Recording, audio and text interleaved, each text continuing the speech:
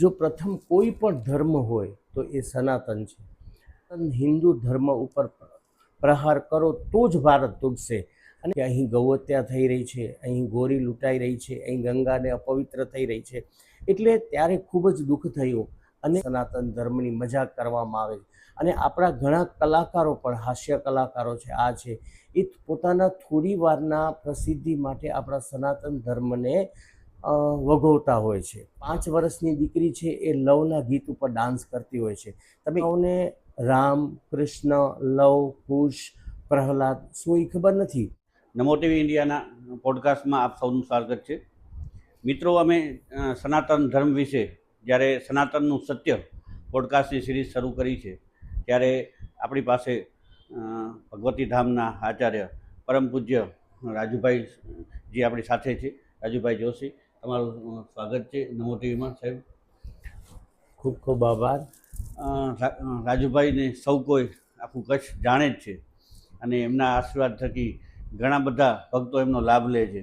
અને માતાજીના પરમ ભક્ત એવા રાજુભાઈને આજે આપણે એમનો સાક્ષાત્કાર કરીશું.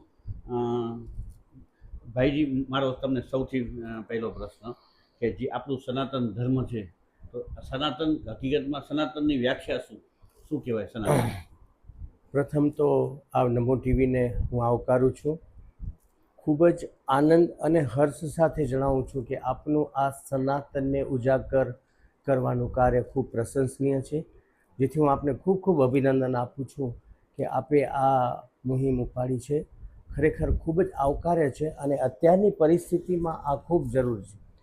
મહેશભાઈ, તમારો પ્રશ્ન કે સનાતનની વ્યાખ્યા, તો સનાતનની વ્યાખ્યામાં હું તમને જણાવું કે સૃષ્ટિ ઉપર જો પ્રથમ કોઈ પણ ધર્મ હોય તો એ સનાતન છે. અને સનાતન એટલે આજકાલથી નહીં, પરંતુ અનાદિકાળ છે. તમને એક સાદો દાખલો આપણો, માત્ર તમે વિક્રમ સંવંતના વર્ષ જુઓ કે કેટલું જૂનું છે. એટલે એના પછી 4 યુગ પસાર થયા અને આવી રીતે એક ભગવાનના અવતાર થતા ગયા. એ આ બધું અને પ્રજાની સુખાકારી માટે ઈશ્વરનો અવતાર, પાપનો નાશ અને ધર્મનો ઉજાગર, ધર્મની સાચી ઓળખ, ધર્મના નિયમ અને આ બધું જે આપણે માનવ જાત માટે જે ઉદ્ભવ્યું અને જેના લીધે આપણે સુખેકારી ભોગવી રહ્યા છીએ, એ જે ધર્મ છે એટલે એ સનાતન ધર્મ.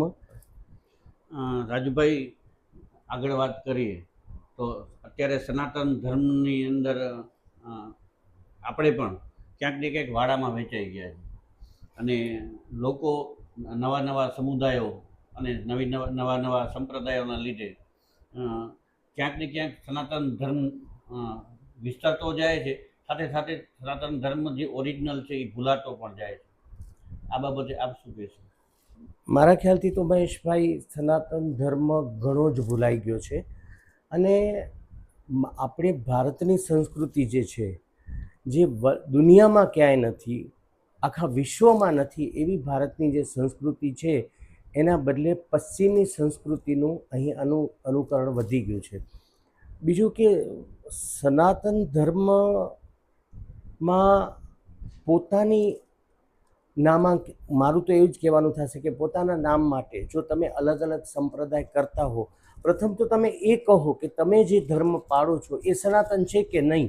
અગર જો એ સનાતન છે તો એ સર્વ એક છે અને તમે જો એમાં તમારી પ્રશંસા માટે કે તમારી પ્રસિદ્ધિ માટે જો તમે અલગ વાડા કરતા હો, તો જેમ અંગ્રેજોના વખતમાં તમને ખ્યાલ હશે કે અંગ્રેજોને જ્યારે ભારતને તોડવો હતો ત્યારે એ લોકોએ એક જ પ્રયાસ કર્યો કે સનાતન હિન્દુ ધર્મ ઉપર પ્રહાર કરો તો જ ભારત તૂટશે.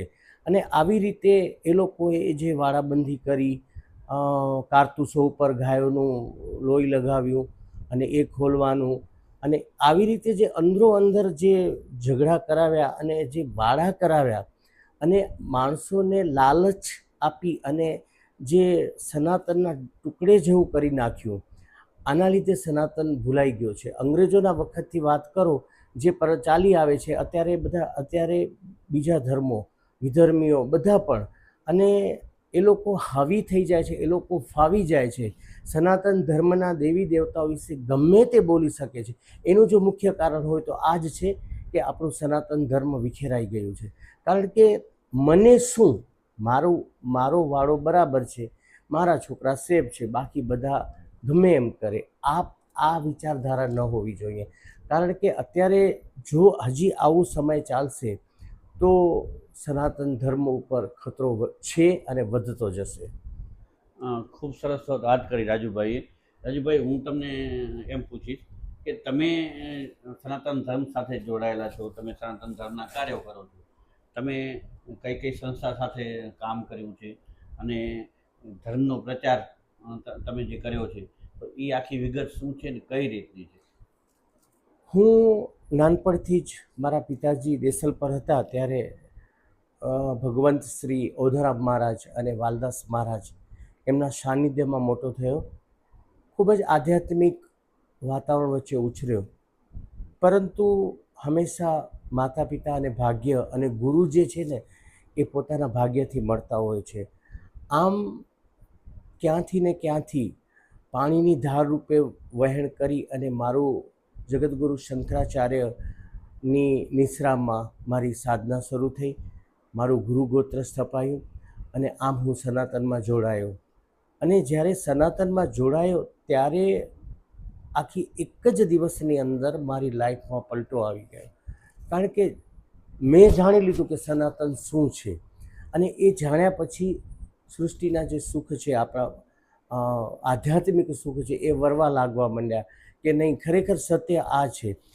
હવે હું જ્યારે સનાતનમાં તો જોડાયો, માતા પિતા ગાયત્રી ઉપાસક, શક્તિ ઉપાસક, અને આવી રીતે ખૂબ જ નાનપણથી જ ગુરુજી સાથે રહી અને આધ્યાત્મિક વાતાવરણ કરતાં હું જ્યારે સમજણો થયો, મોટો થયો, અને કચ્છની અંદર, ભુજની અંદર અહીં જ્યારે બહાર પડ્યો ત્યારે જાણવા મળ્યું કે અહીં ગૌહત્યા થઈ રહી છે, અહીં ગોરી લૂંટાઈ રહી છે, અહીં ગંગાને અપવિત્ર થઈ રહી છે.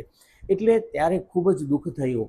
અને એ કાળ દરમિયાન બારે પડ્યા કે સંસારી સુખ ઠીક છે, પરંતુ આપણે આપણા સનાતન ધર્મને બચાવવાની જરૂર છે. આમ કરીને હું વિશ્વ હિન્દુ પરિષદ છે, પછી અહીંની જે બધી સંસ્થાઓ છે, ગૌ સેવા સમિતિ છે, પછી દિલ્હીની અમુક આપણી રાષ્ટ્રીય સંસ્થાઓ છે, જ્યોતિષ સંમેલનો કર્યા, આવી રીતે આધ્યાત્મિક સંમેલનો કર્યા. અને આ દરમિયાન ભગવતી ધામ અને એના મારા શિષ્યગણ તરફથી મને ખૂબ જ સારો સપોર્ટ મળ્યો.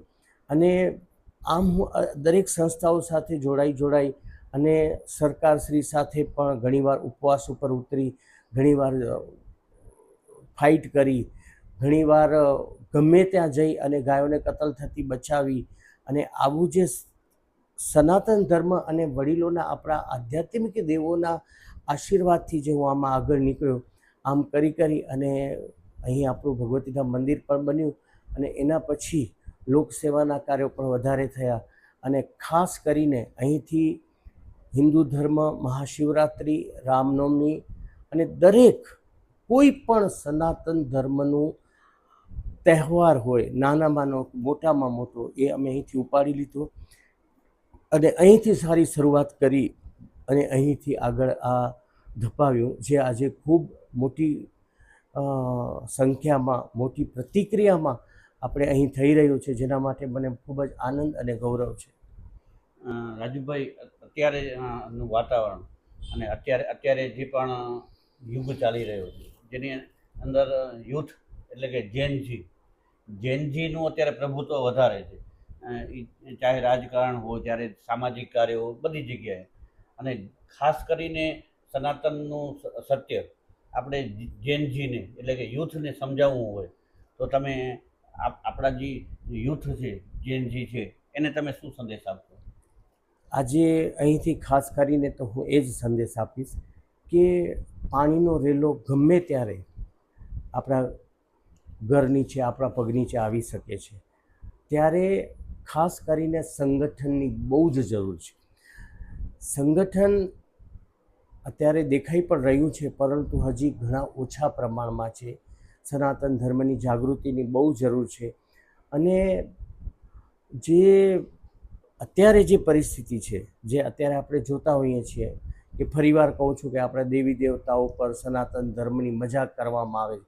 અને આપણા ઘણા કલાકારો પણ, હાસ્ય કલાકારો છે, આ છે, એ પોતાના થોડી વારના પ્રસિદ્ધિ માટે આપણા સનાતન ધર્મને વગોવતા હોય છે.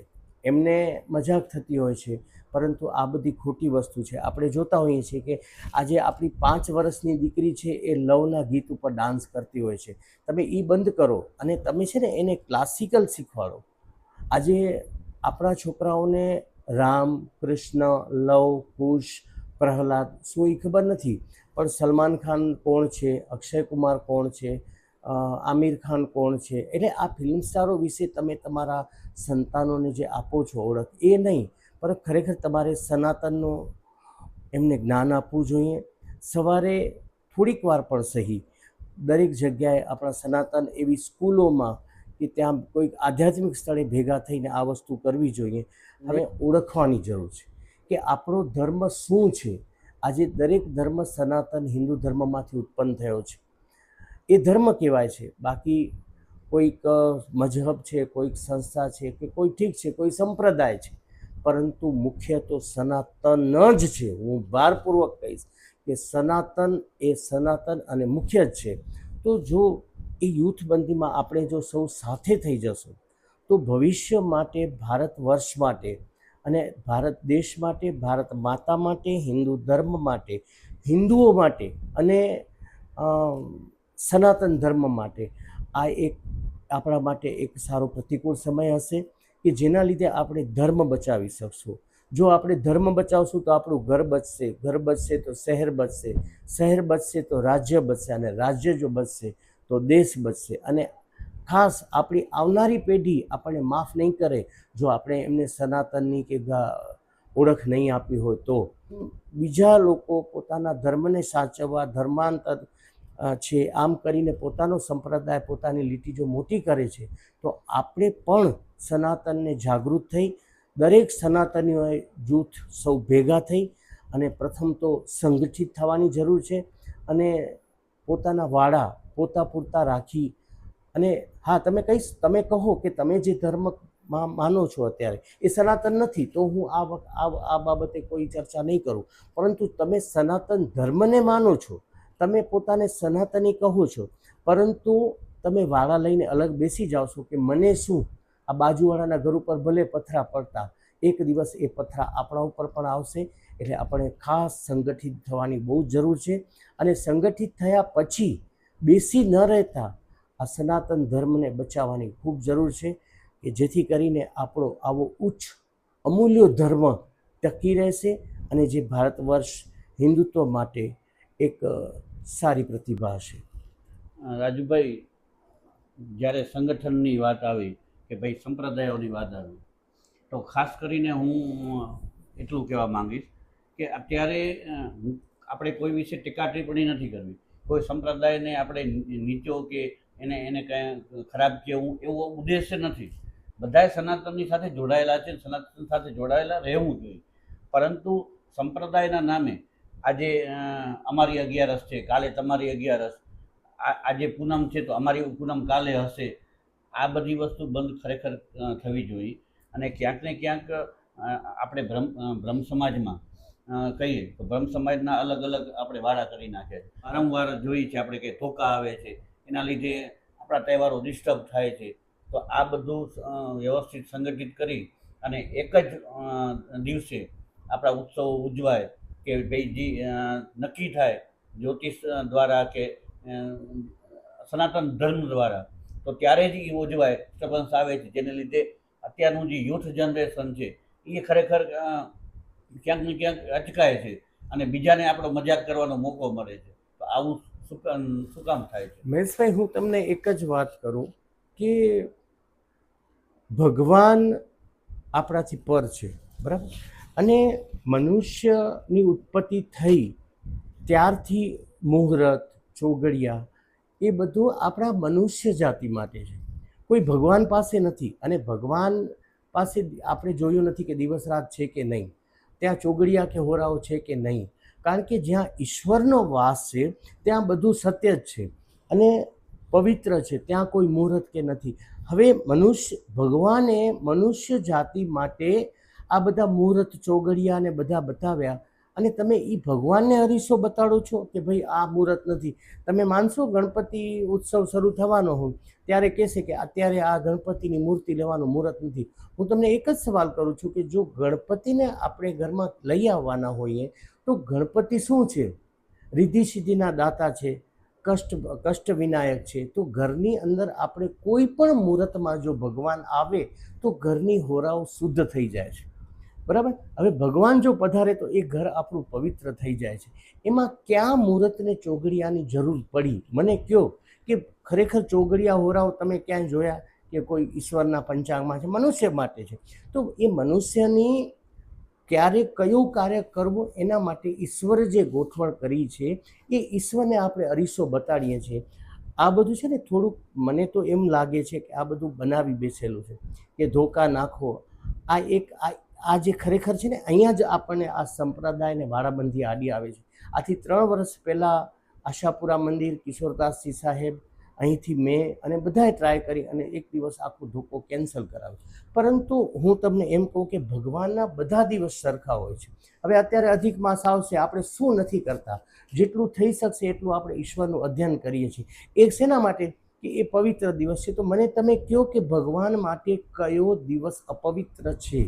અને હું ક્યારે પણ આ વચ્ચે ધોકો છે કે આ દિવસે આ નહીં કરવાનું, કે આ દિવસે સ્થાપન નહીં કરવાનું, કે આ દિવસે આ પૂજા નહીં કરવાની, એ હું કરતો જ નથી. અને હું આપણે આપણી તિથિ પ્રમાણે ચાલીએ તો આ પ્રશ્ન ઊભો જ થતો નથી. અને આ જે અડધો દિવસ તમે એક દિવસ દિવાળી કરો ને અડધો દિવસ કાળી ચૌદસ કરો ને પછી એક દિવસ મૂકી દો ને, તો એ સળંગ જે આપણું નીતિને ક્રમ છે, આપણો જે નિત્યક્રમ છે કે ધનતેરસના લક્ષ્મી પૂજન કરો, કાળી ચૌદસના દેવસ્થાનના નિવેદ કરો, દિવાળી નવા પર્વની ઉજવણી કરો અને નવું વર્ષ ઉજવો, એ જો સળંગ થતું હોય તો એમાં કોઈ ક્ષતિ નથી. હું એમાં માનવાવાળો છું. અને હકીકત છે કે આપ મને કહો, આપ સૌ બધા જે સાંભળી રહ્યા છો એ કહો, એ પણ કહો કે ઈશ્વરને ચોગડિયા આપણા માટે બનાવ્યા છે, એમના માટે નથી. તો એને લઈ આવવા માટે, એના દિવસની ઉજવણી માટે આપણે આનંદ કરવાનો છે, આપણા ધર્મને યાદ કરીને એને ઉજાગર કરવાનો છે. એના બદલે આપણે આજે જો દિવાળી પતી ગઈને બીજે દિવસે ધોકો હોય છે તો નવા વર્ષના આપણા તહેવારની કિંમત ઘટી જાય છે. તો આ કમસે કમ બધું ભૂલીને, જેનાથી કોઈ નુકસાન નથી થવાનું, કારણ કે જે તે બન્યું એ તે વખતની વાત છે, એ યુગની વાત છે. અત્યારે જો ખરેખર આપણે જોઈએ તો આપણે આપણા તહેવારોને સરખી રીતે બધાએ સાથે જોડીને અને આ ઉજવણું કરવું જોઈએ, જેથી છે સનાતનમાં આપણા તહેવારોનો આનંદ પણ ઓછો થતો જાય છે. માણસો 4 દિવસ રજા હોય તો કહેશે અમે ફરવા નીકળી જશું. નહીં જાઓ. તમે તમારા ઘરમાં તમારા પરિવાર સાથે આ વસ્તુની ઉજવણી કરો, બરાબર. હવે રહ્યો સવાલ, આજે આપણે સવાલ કર્યો કે રામનો કે જલારામનો, કે તો હું તમને એમ કહું કે જલારામ બાપાને હું બહુ જ માનું છું. વર્ષમાં એકવાર વીરપુર જરૂર જાઉં છું, કારણ કે મને એમના સિદ્ધાંત બહુ જ ગમે છે, જે પરોપકારી સિદ્ધાંત.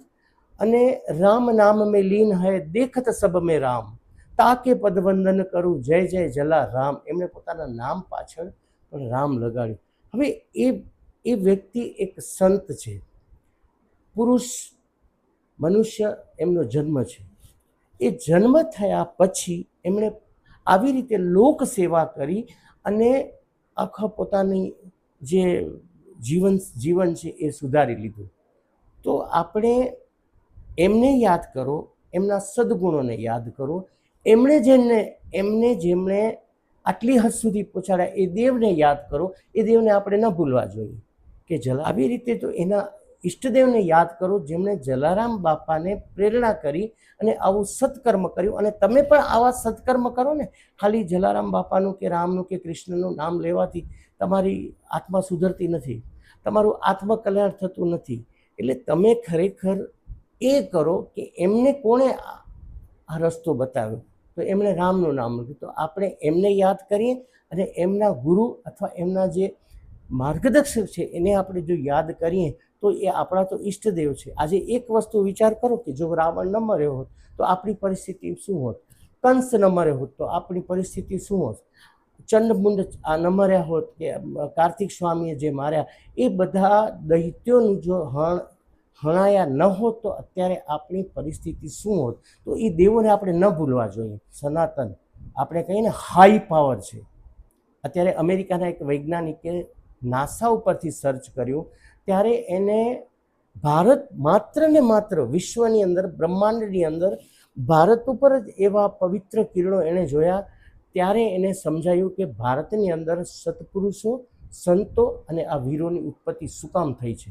તો આપણે આ વસ્તુ યાદ રાખવી જોઈએ કે આ જે ખરેખર આ જે વીર પુરુષો જે ઉત્પત્તિ થયા એ માત્ર ભારતમાં જ કેમ થયા. ધર્મ આટલો બધા રામ કૃષ્ણ જેમણે કરી અને સૃષ્ટિને જે સુખ શાંતિ આપી એ કેમ આપી એ ખરેખર આપણે વિચારવા જેવી વાત છે. અને ત્યાર પછી આ બધું વિચારીને આ જે તે વખતે બન્યું, દિવાળી જે વખતે રામ વિજય થયા એ પતી ગયું. પછી જ્યારે આવતી હોય ત્યારે તિથિ પ્રમાણે અથવા તો એ દિવસ, અને હું તમને એમ કહું કે આપણને જો કોઈ વ્યક્તિએ એક ત્રાસમાંથી છોડાવ્યા હોય તો આપણા માટે રોજ દિવાળી છે અને આપણે એમના માટે તહેવાર રોજ ઉજવવા છે. આજે જ બધા કહે છે કે મધર્સ ડે છે.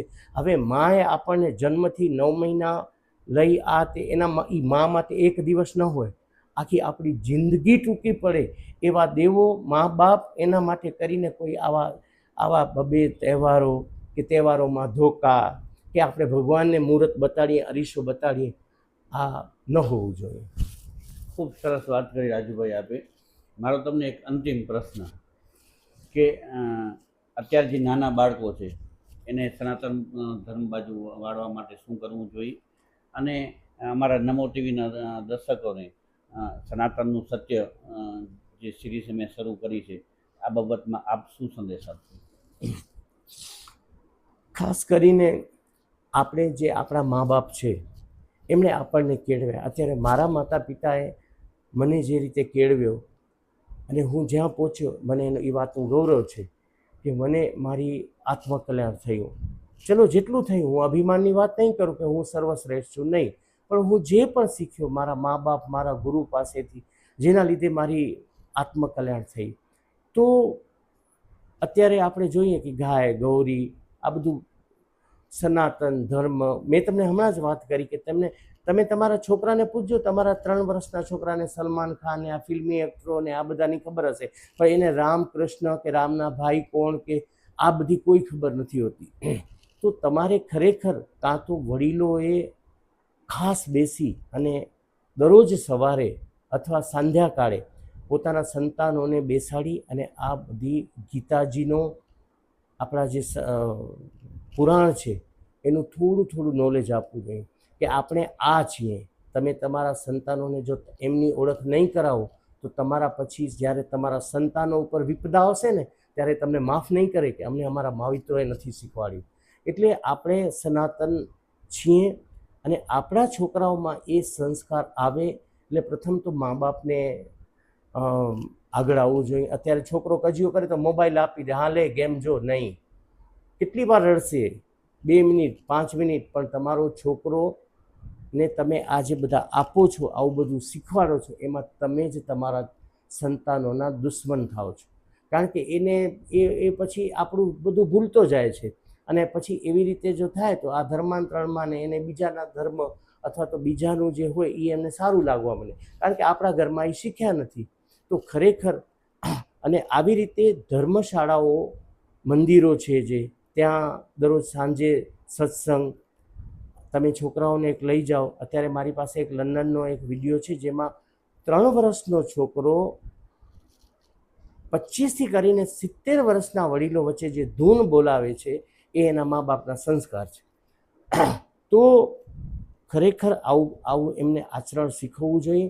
અત્યારે તમારી 5 વર્ષની દીકરી છે, તમે એને ઓછા કપડાં પહેરાવી અને પ્રેમલા પ્રેમીના ગીતના ડાન્સ કરાવો છો, એના બદલે તમે એને ક્લાસિકલ શીખવાડો, ખોટા લટકા ઝટકા શીખવાડો છો. જ્યાં એને ભાન નથી, જેને ખબર નથી કે આ વસ્તુ શું છે, એને તમે આવું શીખવાડો તો એ આપણું સંતાન ભવિષ્યમાં તમને પણ કામ નહીં આવે, કારણ કે એ કઈ દિશામાં વળી જશે એ આપણને ખબર નથી. એટલે ટૂંકમાં સનાતનના જે મંદિરો છે ત્યાં ભલે નાની થી શરૂઆત કરીએ કે દરરોજ સવારે એવા બ્રાહ્મણો જાગે, એવા ગુરુજી જાગે કે જે અડધી કલાક આપણું સનાતનનું જ્ઞાન આપે, આપણા છોકરાઓમાં સંસ્કારનું સિંચન કરે. મંદિરો બાંધવા, ભગવાનને બેસાડવા એ બરાબર છે, પણ એ કર્યા પછી ત્યાં આવી બધી પ્રવૃત્તિ હોવી ઘણી જરૂરી છે. અને આ જે શીખવાડે અને આવી રીતે જો એમને આગળ લઈ જાય તો આગળ જતાં તમારા સંતાન તમારા માટે ગૌરવ અનુભવશે અને પોતાનો બચાવ પણ કરી શકશે. રાજુભાઈ, ખૂબ સરસ વાત કરી આજે આપણે. અને સનાતન ધર્મની વાતો તો હંમેશા ખૂટવાની જ નથી, એનો અંત જ નથી. 100%. અને ફરી વખત પણ સનાતન ધર્મના એપિસોડમાં અમે આપને આમંત્રણ આપીશું, આપના આશીર્વાદ આપશો એવી આશા રાખું છું. અને એ જ વિનંતી સાથે આપને હરિઓમ, જય શ્રી કૃષ્ણ. હરિઓમભાઈ, ખાસ તો હું તમે ફરીને અભિનંદન આપું છું કે આ નમો ટીવીના જે શ્રોતાગણ છે જેને આટલું સરસ નોલેજ આપ્યું છે. હું તો એ કહીશ કે મહેશભાઈએ એક ગુરુ તરીકે એક સારી શરૂઆત કરી છે કે પોતે નહીં તો આવી રીતે સાધુ સંતોને બોલાવી અથવા સંસ્કારનું સિંચન આપણા ઘર સુધી પહોંચાડે છે. એ ખરેખર પ્રશંસનીય છે. હું એમને ફરીને ખૂબ અભિનંદન આપું છું અને ખૂબ જ આશીર્વાદ આપું છું. અને મા આશાપુરા પાસે એટલી વિનંતી સાથે પ્રાર્થના કરું છું કે એમણે જે આ મુહિમ ઉપાડી છે એ ખૂબ જ આગળ વધે અને આપણા સનાતન ધર્મનો રક્ષક બની રહે. અસ્તુ.